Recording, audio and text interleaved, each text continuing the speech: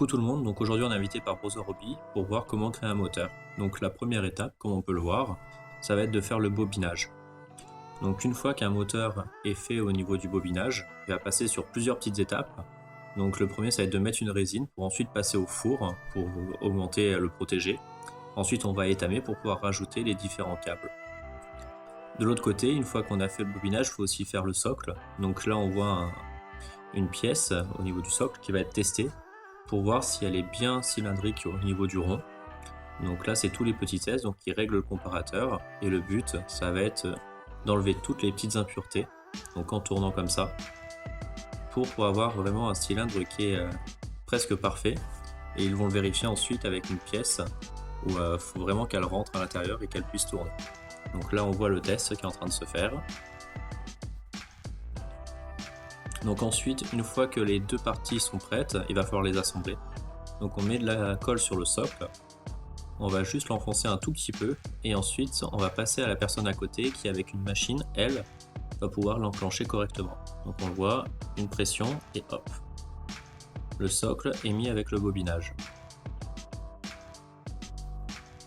Et on continue. Donc là, on verra peut-être mieux sous cet angle-là. Voilà.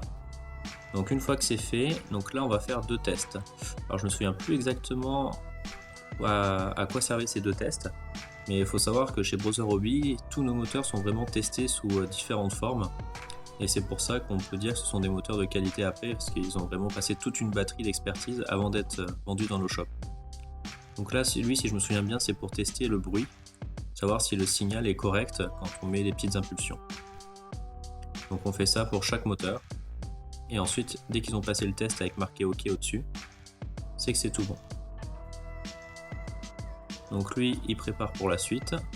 Donc c'est ce que je disais tout à l'heure, il vérifie avec un petit cylindre que tous les trous correspondent avec le bon diamètre pour pouvoir passer à la pièce qu'on va rajouter juste après. Ce sont les deux petites parties qu'on retrouve en dessous et au-dessus quand on va vouloir passer l'axe après. Je sais pas si vous avez remarqué, il y avait une petite pièce grise, c'est pas juste l'axe qu'on vient mettre clipsé ou vissé.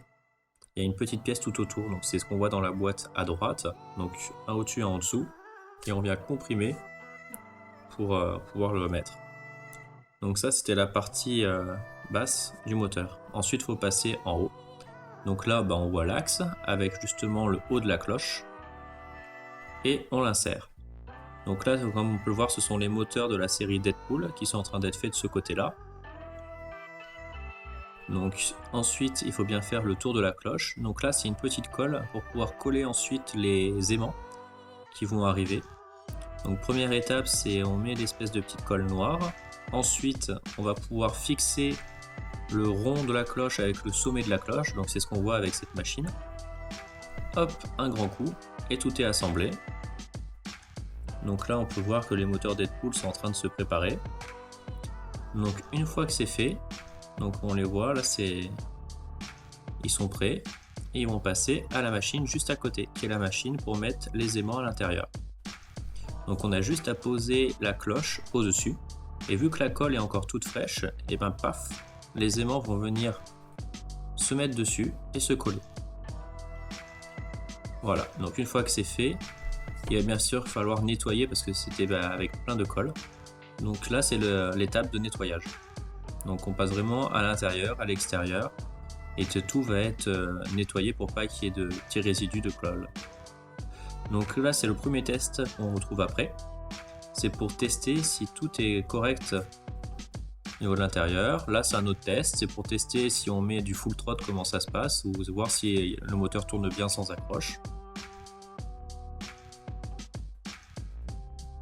Et enfin, la dernière étape, parce que bien sûr j'ai pas pu filmer tous les tests, ça va être la gravure. Donc là on retrouve une petite gravure pour marquer tous les moteurs.